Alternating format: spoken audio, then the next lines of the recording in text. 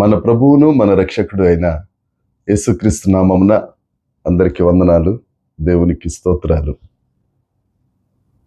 అత్యున్నతుడు, ఆశ్చర్యకరుడు, గొప్ప కార్యాలు చేసే గొప్ప దేవుడు మనలందరినీ ప్రేమించి మనకు అనుగ్రహించిన ఈ నూతన దినమును బట్టి సమస్త మహిమ, ఘనత, ప్రభావములు యేసయ్యకే చెల్లునుగాక. ఆ దేవాది దేవుడు ఈ నూతన దినములో మనలందరినీ ప్రేమించి మనకు అనుగ్రహించిన దేవుని యొక్క వాగ్దానము, కృపావార్త. కీర్తనల గ్రంథము 37వ కీర్తన 18వ వచనం. నిర్దోషుల చర్యలను యెహోవా గుర్తించుచున్నాడు, వారి స్వాస్యము సదాకాలము నిలుచును. దేవునికి స్తోత్రం కలుగునుగాక, దేవునికి మహిమ కలుగునుగాక.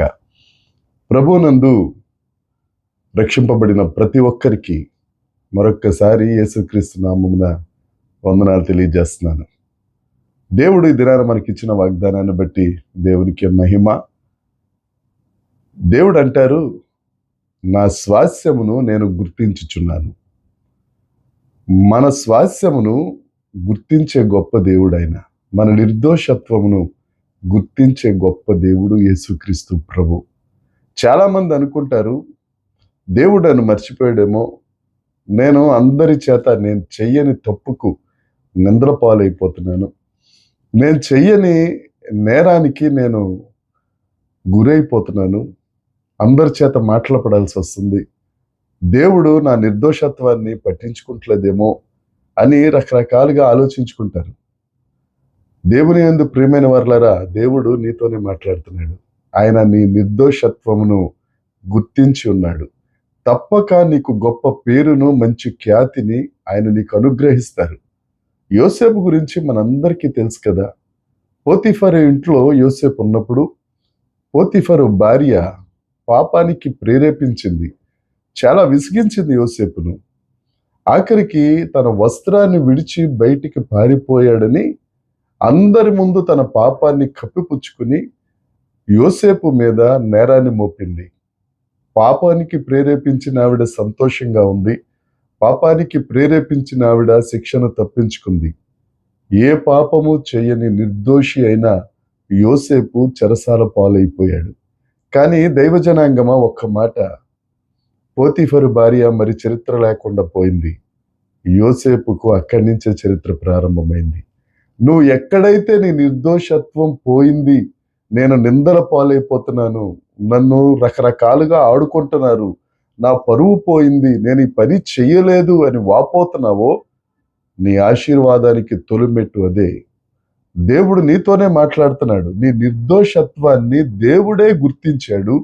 ఆ తరువాత ఫరో ఇంటికి తండ్రి అయ్యాడు యోసేపు. అదే దేవుడు నిన్ను అత్యధికంగా ఆశీర్వదిస్తారు. అంతేకాదు, వారి స్వాస్యము నిత్యము నిలుచును. పోతిఫరు భార్య ఏమైపోయిందో తెలియదు, కానీ నిర్దోషత్వాన్ని కాపాడుకున్న యోసేపు నిత్యము నిలబడ్డాడు. నీ స్వాస్యము, ఆ స్వాస్యం అనే మాట హీబ్రూలో నకాలా. నకాలా అంటే నీ యొక్క ఆస్తి, నీ యొక్క పేరు ప్రఖ్యాతులు, నీ దీవెన, నీ ఆశీర్వాదం నిత్యము నిలుస్తాయి. చాలామంది పోగొట్టుకున్న ఆస్తిని మరలా తిరిగి తెచ్చుకోలేరు. నిందల పాలైన వారు వారి యొక్క భాగ్యాన్ని మరలా తిరిగి పొందుకోలేరు. కానీ నీ నిర్దోషత్వాన్ని గుర్తించిన దేవుడు ఉన్నాడే, నీ స్వాస్యము, నీ నకాల, నీ ఆశీర్వాదం, నీ పేరు ప్రఖ్యాతులు నిత్యము నిలిచేటట్లుగా చేస్తాడు. ఆయన నీ ప్రార్థనను గుర్తించాడు, ఆయన నీ సహనాన్ని గుర్తించాడు, ఆయన నీ ఓర్పును గుర్తించాడు, ఆయన నీ మంచితనాన్ని గుర్తించాడు. అంతేకాదు, దానికి తగ్గట్టుగా నిన్ను ఆశీర్వదించి అనేకులకు ఆశీర్వాదకరంగా నిన్ను చేశాడు. నువ్వు వారి దగ్గర ప్రార్థన చేస్తే నీ స్వాస్యం, నీ ప్రార్థన ఫలం అది నిత్యము నిలిచే ఉంటుంది. నువ్వు సంపాదించుకున్నది నీ పిల్లల పిల్లల వరకు నిలిచే ఉంటుంది. దేవుడు నీ నిర్దోషత్వాన్ని గుర్తించాడమ్మా. దేవుడు నీ నిర్దోషత్వాన్ని గుర్తించాడన్నా. ఎందుకు భయపడ్డావు? ఎందుకు నువ్వు అనవసరంగా దిగులు చెందటం? దేవుడు చెప్తున్నాడు కదా, నేను నిర్దోషత్వాన్ని గుర్తించాను. నీ స్వాస్యం నిత్యము నిలుస్తుంది. ధైర్యంగా ఉండు. ఈ దినమంతట్లో ఈ వాగ్దానాన్ని స్వతంత్రించుకో. దేవుని నామాన్ని మహిమపరచు. దేవుడు నిన్ను దీవించునుగాక. ఆమేన్. ప్రార్థన చేసుకుందాం. పరలోకమందున్న మా తండ్రి, పరిశుద్ధుడా, కృపగలిగిన దేవుడా, నీకు స్తోత్రాలు ప్రభువా. దేవ, అనవసరంగా నిందల పాలైన, అనవసరంగా తండ్రి బాధపడుతున్న, దిగులు పడుతున్న వీరందరినీ ఒక్కసారి కరుణించు ప్రభువా. వారి నిర్దోషత్వాన్ని నువ్వు గుర్తించి వారి స్వాస్యము యేసు నామమున నిత్యము నిలుచునుగాక. ఈ వాగ్దానము వారు స్వతంత్రించుకొని నిన్ను మహిమపరచుదురుగాక.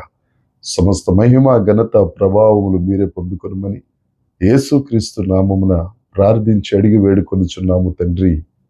ఆమేన్. దేవుని కృప మనందరికీ తోడై ఉండునుగాక. ఆమేన్, ఆమేన్, ఆమేన్.